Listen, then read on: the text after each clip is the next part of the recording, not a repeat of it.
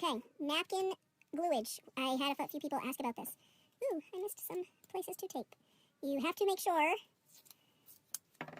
I mean, you don't have to. If you have some kind of miracle way of doing this without doing it this way, that gets them done quickly, then that's awesome. But I have taped them all together, okay, so that I can just lift them up like this, even though, you know, I did miss some spots of tape, but this is the only time I'm going to need to do this. I'm not going to need it for the end. So, you got that. You got your paintbrush. You got to peel all the layers off the napkin. This is the very bottom layer. Okay, most napkins come with 2 layers of napkin poop. Some of the cheaper ones come with 1. You can mix your glue with water, okay? Or you can use water, dip your paintbrush in water and use glue, which is what I like to do. My glue is in a pickle jar because I buy my glue in gallon jugs when it goes on sale. I'll put that over here. On Amazon, like Prime Day usually, or sometimes Black Friday for some reason, glue will be on sale. Using a silicone mat is often a good idea for this activity. I'm using my table because I'll just wipe it, you know, with a baby wipe after. But you have to make sure that you go over every single card really good. I recommend having a paintbrush specifically for glue.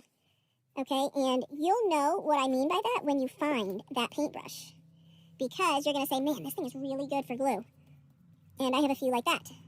My most favorite one is currently in my house because I had to wash it a long time ago and I still have not brought it out. So go ahead and paint the glue on all these really good. Another way I like to do it, which I probably should have done it this way, and I thought of this just now at the very end of my napkin gluing adventure, is to glue and press the napkin down bit by bit, okay? I elected to glue the whole thing on. So now I need to figure out a way to straighten this out so it goes over all of my cards. Okay? Because see, I'm going to miss a whole bunch right here.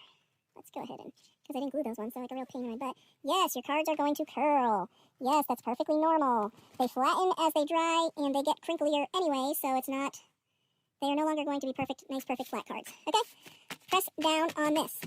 Press down. Not rubbing. Do not rub. Napkins are very delicate, and they rip super easy, but press in on all of those curled corners. Okay?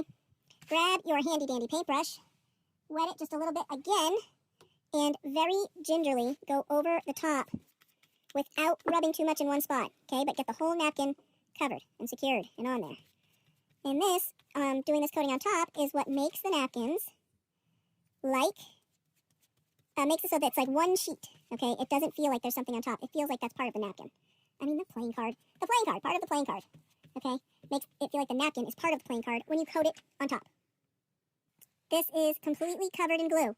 See, I started to rip some off already because my fingers are all so sticky. But do not touch this for at least, I don't know, 4 or 5 hours. Let this glue dry completely.